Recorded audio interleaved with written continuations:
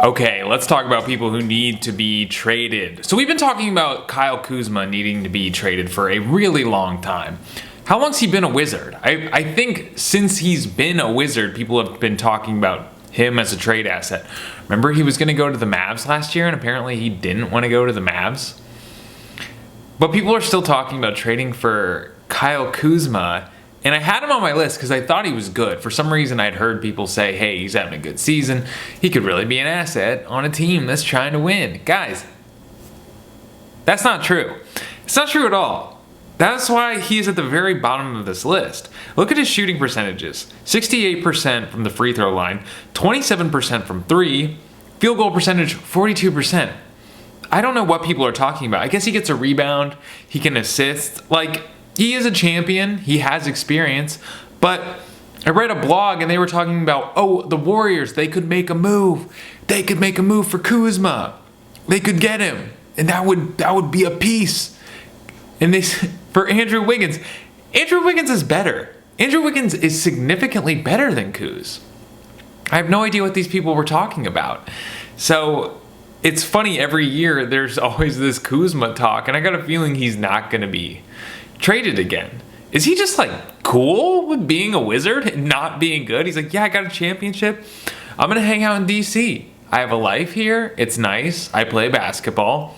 I don't want anything more. I don't want to be stressed out by a team that's going to bug me to win. I don't know. I mean, obviously, we didn't get the whole story with why he didn't want to be a Maverick last year. He still made the list though, so his contract isn't crazy. $25 million. It goes down, which I think is kind of interesting. So he's getting paid $25 million this year, but in 2 years he's going to be getting $19 million. He has one of those descending contracts, which you rarely ever see.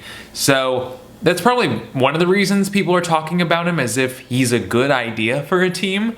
But Trey Kirby said this on No Dunks. I think it was either yesterday or today. He said, don't pick him up. This is not a winner. He has not done anything since he's left the Lakers. This guy is not a winner. And I have to agree. Because at first, I sort of talk about Kuzma a lot. Sometimes when you watch highlights, you think, hey, this guy's good. This is a good player. He can shoot. He can't shoot. He also doesn't shoot that much. He's not even like a high volume 3-and-D guy. Really what people talk about him when they talk about value, so when you talk about a player, you have your talking points for the player. Size is big for Kuzma. So I like Kuz. I'm a Laker fan, so I liked him as a Laker. Anyway, he was gone in the Westbrook trade. Yeah, what a world it would be if like Kuz and Trez were still Lakers and KCP. Oh, what a world. Jerami Grant is a better version of Kuzma, a way more expensive version of Kuzma. So Jerami Grant has 4 more years on his contract, including this year. When I say 4 more years, so a guy whose contract is expiring this year, I would say he has 1 year left on his contract. That's how I'm talking about it. So he has 4 years left. He's getting $27 million this year. The last year of his contract, he gets $34 million, and it's a player option. Not that it matters. He's picking that sucker up. He's not signing for a deal worth $34 million again. Maybe he is. I don't know. What do I know? Maybe he is. But Jerami Grant's got to get off. I mean, I think maybe some of these players like being on bad teams. Maybe they just need some time off. Maybe they just think, hey, I don't want to play in the postseason. I just kind of want to hang out. I want to play. Maybe I get traded, but I'm just going to work on my game. I'm just going to work on my game here. If I were to be traded, maybe I wouldn't be getting the minutes that I think I should be getting. I don't know. I'm just sort of spitballing on why these people wouldn't want to play on other teams. But I'd like to see Jerami Grant get out of there because I think he's a really talented player. I think he's really good. He would provide some slight off-ball defense improvement. Jerami Grant is a big guy, and he's pretty decent at defense. He's good off-ball defense. He's not like a point-of-attack defender. And he's shooting 35.8% on more three-pointers than Kyle Kuzma at a better percentage. Better free throw percentage, not as good a field goal percentage. Field goal percentage isn't great, but we're going to forgive him for that. Gets a steal, gets a block every game. He's good. I believe so. From what I've heard, the Blazers want a first-round pick for him. That's not bad. His contract's fine. Every year, So when he signed the contract, everyone said, wow, that's huge for Jerami Grant. And then Dame wanted traded. So that was kind of funny. They signed him, and then they just were like, oh, now we have Jerami Grant and a team that is rebuilding on a big contract. But that contract's not that big anymore. So somebody's going to go for him. His PI rating's pretty low, but he's on a bad team. The Blazers are not very good. Collin Sexton. Okay, now, I like Collin Sexton. I'm a fan. I like watching him play, but I wouldn't necessarily say he's awesome. I think he's a six-man guy. I was reading some of the Utah Jazz Reddit, and they like him. They think he's a little bit Westbrook-y, apparently. A little bit, as I've said before, I hate to reuse my own joke, but very much like he's drunk driving his own body at times. But, hey, you remember the other night? I mean, he almost won the game. Remember Will Hardy called the timeout, and the Lakers won? The Lakers needed that win. Jazz did not need that win. Okay. Bless me. But that was... I think Collin Sexton could be a six-man for somebody if somebody would have wanted to grab him. His contract isn't terrible. He has 2 years left on it, 18 and 19 million. 18 this year, 19 million next year. Maybe the Bucks. That was an idea I had. The Bucks they don't have a whole lot of assets. I think they lost a lot with the Dame trade, so they don't have much to trade. I don't think anyone's trading a first-round pick for Collin Sexton, but maybe some seconds, maybe like a bunch of seconds, and I don't know. Who's like a young guy that maybe has potential? How's Marchon Beauchamp doing? I don't know. Okay, so this is one where it's a little bit different because it's a little less likely, I think. It's more of a blockbuster trade, but I still put it in here because I still think it's probable. The Miami Heat did beat the Lakers the other night, and I was a little bit, really beat the Lakers the other night, so they aren't bad. They're not going to tank. They do need to rebuild. I think the Lakers kind of suffer the Heat kind of suffer from making the finals those 2 years, where I think they kind of overperformed. It feels so disrespectful to say that because I'm not giving them credit for making the finals, but I think it sort of gave them false hope that they almost won the finals, like that they were almost champions, and I don't think that team is good enough to get that done in the playoffs. But it's hard to say they're not because they made the finals twice. You know, it's like your friend with a gambling problem who's up. You know, and you're like, dude, I think you have a problem, but then he's up like 15 grand. So you don't really have a case against him. But I'd like to see them blow it up. Yeah, I'll be honest, blow it up. Restart, start fresh, get some new guys in there, change the whole look. I want a new look for the Heat. People were saying the Mavs, I don't really know. I mean, that's a huge salary. It's almost like you would need to trade Kyrie if you wanted Jimmy Butler, which I wouldn't do.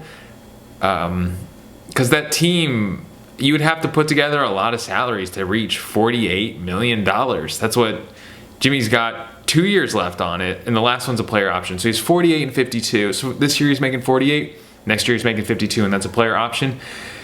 And Ryan Russillo uses this joke all the time, but $52 million in 1 year? Yeah, I think I'm going to do that. That sounds about right. So he'll probably pick that up. For sure. So if someone does trade for him, they're getting him for this year, and they're also getting him for next year, more than likely. Someone should do it. That'd be, I don't know. What do you think? Mavs, Kyrie, Doncic, and Jimmy Butler on the same team? I don't know. They'd have to give up Gafford or Lively or someone, though. So I don't know if they're going to do it. The Rockets could trade their, a lot of guys on that bench. They'd have to give up someone that Rockets fans are probably attached to. They'd probably have to give up Atari Eason. They'd have to give up Jayshawn Tate. I don't think anyone really care, but they would have to give up a lot if they wanted Jimmy Butler. If they were really going to go for it this year. I don't think they're going to do it, though. But it's exciting to think about Jimmy Butler getting traded. Because whoever trades for him, he's going to re-sign there. There'd be some sort of negotiation where they're talking about, hey, Jimmy, if we do trade for you, are you, next year's a player option? They'll probably try to negotiate into turning down that player option and turning that into a 4-year contract, I'd assume. Even though Jimmy Butler's old. Norm Powell. Okay, so I know it sounds stupid because the Clippers don't have their pick this year, and, Norm Powell's like their leading scorer, the Clippers' leading scorer. It might be Harden, but I don't know. But Norm Powell is scoring 23.9 points per game. Norm Powell is borderline all-star. He's shooting over 50% from 3. He's shooting, and then field goal percentage over. Dude, his 3-point percentage is better than his field goal percentage. Think about that. That's like if he shot. I think that means if he shoots a 3, it's more likely to go in than if he shoots a 2. Correct me if I'm wrong, right? I'm not a mathematician here, but I think I'm right. Free throw percentage is good, but this guy is a scorer, so I don't know. Magic could use a 3-point shooter. They have one of the worst 3-point shooting in the league. Just watch them play the Sixers, and ooh, boy. And they're good. So if they could go get a Norm Powell, that'd be awesome. Again, the Clippers don't want to be bad. So I'm not sure if they're going to trade him. The Rockets. The thing is, the Rockets could give some stuff to the Clippers, some younger guys that could be, that they could trade for potential. The Clippers could say, okay, we're going to take, this is just spitballing here, but let's say they wanted Kuminga or something, or they wanted Tari Eason, and they said, we want potential. We're willing to give you sure talent with Norm Powell for a lot of potential. Because we also want to be good this year, so we don't want draft picks. Or we won't want your draft pick for this year. Hard to say. But good for Norm Powell. I'm very happy for him. 2 years left on a $19 and $20 million contract. This is the hottest contract in the NBA right now. Unfortunately, the Clippers are too good to want to tank, and they don't have the draft pick. I'm repeating myself. Now, Lauri Markkanen just signed a contract extension this year. So he has 5 years left on that contract. And it goes from this year to $42 million all the way to $53 million. This is huge. Whoever is going to trade for Lauri Markkanen is going to want to, you're in a long-term relationship with Lauri Markkanen, which I don't think is a bad idea. Remember when he got traded to the Cavaliers from the Bulls? He was like a scrap. He was like I don't even remember, I think that might have been, I think Andre Drummond was in that trade too. It was just sort of he was like a piece to throw in because he didn't deliver with the Bulls, and now he's making $53 million. Things change in the NBA. Who said that? Someone said that it was Austin Rivers on his podcast. I like that podcast. I think he's good. He said the NBA is all about opportunity. It's like, yeah, I guess it is. I guess the Bulls and the Cavs were just hiding Lauri Markkanen's talent under a bushel basket, man, because this guy's awesome. I want to see him as a Spur. The Spurs have cap space, and they also have assets to trade. What do you think of that? What about thinking you're going to start your new era with Victor Wembanyama and Lauri Markkanen? Maybe get I think that's pretty good. I'm a size queen. I like big men. I think it's hard to be big. You can develop skill, you can develop talent, but you can't get bigger. He shoots really well too. He shoots 6.9 threes a game at 38.5%. Somebody should get him, because I was reading in Utah was saying, a lot of Utah media was saying, Lauri Markkanen is our centerpiece for the future. We're building around him. If I'm Lauri Markkanen, I'm like, I don't have time for this. I don't have time for this. I've been losing for a long time. I don't think Lauri Markkanen's ever been in the playoffs. He probably doesn't want to be a part of a rebuild that hasn't even started. Get Lauri Markkanen out of there. Cameron Johnson, one of my favorite players. I heard him on Theo Pinson's podcast once. I don't listen to all these podcasts. I just happen to catch them auto-fed on my YouTube. I have the TV running all day because I feel less alone. So I've heard him on Theo Pinson's podcast, and he seems awesome. Seems like a great guy, real team player, really fun, like a good time. I was kind of bummed that Cam Johnson and Mikal Bridges got split up because they got sent out from Phoenix in that trade for KD. And I liked that they still had each other, right? They both got traded out from a good situation to a bad situation, but they still had each other until they didn't. What about Sacramento? Sacramento cannot shoot. They won tonight. I want Sacramento to win. I want them to be good. They're trying to be good. But, yeah, they're not shooting very well. Keegan Murray hasn't been shooting particularly well from three. So I hear. I didn't check the stats, but, yeah. So I'd like to see him in Sacramento. What if the Sixers traded for Cameron Johnson? What if the Sixers won tonight? They beat the Magic. I really don't like the Sixers. I like watching them lose. It's so much fun. But I don't think they're done. I think they still have potential, and once they get everybody back, I also think their bench players are improving. Like, Yabusele's playing well. Yabusele is getting better.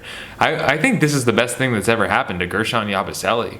Had a great Olympics, comes in, signs a contract to be a backup for the Sixers. And now he's like, I think he's starting. He's getting 32 minutes a game. He's probably like, this is awesome. I hope Joel Embiid, Paul George is trash. I hope they stay bad. I hope they never figure it out. I'm on the court. This is awesome. Also, no one really cares if I'm good. If Gershon Yabusele, has a bad game, nobody expected me to have a good game. Good for him. But Cameron Johnson's playing really well. 43.1% from three, shooting 7.6. There's a lot of teams that need three-point shooters, and no one's really talking about a Cam Johnson trade. The Nets are looking to... so Nets won a first-round pick from. Lakers, give it up. Give it up immediately. Take it. Get Cameron Johnson. Okay, now we got to talk about Brandon Ingram. So he's on this weird contract where there's 1 year left on it for $36 million. So the Pelicans, they need to trade him, or he's just going to go for free. Okay, they have nothing on him. At the end of this season, he'll be an unrestricted free agent, willing to sign anywhere. So the Pelicans are going to trade him this season, even if it's for nothing. Even if it's like for no picks and it's just dudes. It's just dudes and contracts. Guys with something. Because the Pelican season's over, I think. So he's going somewhere. And an idea I had, what about the Nuggets? With the Nuggets, because I feel like the Nuggets could just say, hey, we'll take them. We'll take them. Here's some salaries. We'll take them off your hands. Here's a second, maybe a first. Here's a couple seconds and a first, maybe 2 firsts. But it's a 1 year contract. Do you really want to re-sign Brandon Ingram? It's a thought, though, because the thing is, when Jokic is out, the Nuggets are bad. The Nuggets aren't a good team. And also, the Nuggets need contracts because they didn't sign free agents. So they're screwed. They didn't sign anyone. So they're not spending a lot of money because they didn't want to spend a lot of money. So they have to get in a position where they can spend a lot of money. They need to go further over the cap. They need guys. So they really put themselves in a bad position because they don't really have anything to play with. So they're going to end up getting one of these. If they don't get, it's going to be real tragic if the Denver Nuggets are cheapskates and Nikola Jokic's prime is sort of just ruined by a team that's just not willing to spend money on their roster. It'd be really bad. Because this guy's awesome. So, I can see it. Shooting well, but he's always injured. I wouldn't necessarily like it, but I wouldn't hate it either. Jonas Valanciunas is the hottest boy in the on the block. But the thing is, there's a player that's hotter. There's a boy that's hotter on the block than Jonas Valanciunas. And he's coming up. Because Jonas Valanciunas was number 1 on this list. But he's not. Because I could not argue that the other player wasn't better than Jonas Valanciunas. So everything I'm seeing is Lakers wanting to trade for him, but does that solve the Lakers' problems? I think that's every year with the Lakers is there's this discussion of, they got to figure something out before the trade deadline, but they have no assets to trade, so they're just looking at guys that aren't going to move the needle and say, what if we got him? It's like, yeah, then you're a play-in team that loses in the first round. Is that what you want? You don't have enough to go change the trajectory of your team that's not doing well. I just lost to the Hawks tonight. I'm recording this on Friday. So I think Lakers love hope. They love the hope that there's a trade out there that's just going to make everything okay. Some sort of deus ex machina situation where just some outside force of nature, of God, that fixes everything and makes it all right. And that is not true. I know people that live like that just make a mess of their life hoping that something somewhere comes along and wipes the slate clean. It's not happening. It's not happening. The Lakers it's a mess. It's a mess that can't be untangled. You need to blow it up, start over fresh. You've made too many mistakes. You put yourself in such a bad position that you will never get out of it. I'm done. But Jonas Valanciunas, I thought maybe the Hornets. Mark Williams ain't coming back. I don't know what's up with that dude. So maybe a backup for Jokic. Because those Jokic-less minutes, I've talked about it too much. My camera battery or my memory doesn't last that long. So Jakob Poeltl is the consummate serviceable center, and that's what I like about him. He is out there, he is playing center, he is getting 1.3 blocks a game, 1.1 steals, 11.8 rebounds, and scoring 16 points a game. Dude, he is one of the best centers in the league. I said it. He's a sleeper, but he's on the Toronto Raptors. Maybe the Grizzlies could go for him. They got Edie, and Edie's playing pretty well, but he's injured right now, so then they're playing Brandon Clark. I'd like to see him there. I'd like to see someone trade for him, because this guy is really good. He will, and his contract's cheap. 3 years left, and it's $19.5 million every year of those years. His PI rating is 12.7. That's the best we've seen so far. I love it. Golden State Warriors? For Kuminga? I think they might have close to the same contracts, because Kuminga wanted an extension. I think he's still on his rookie contract, right? Yeah, that would be his rookie contract. He didn't get the extension. Moses Moody got an extension. So the Golden State Warriors don't want Kuminga. I know he had 33 points the other night, but they don't want him. That's not part of their future. They didn't, and once you don't extend the guy in that situation, they get mad. They feel disrespected. So no love lost. Trade Jonathan Kuminga. Go get Jakob Poeltl. Send Looney out in it. Play Trace Jackson Davis at the 4. I don't know. Somebody get this guy out of Toronto, though. Okay, well, that's everyone.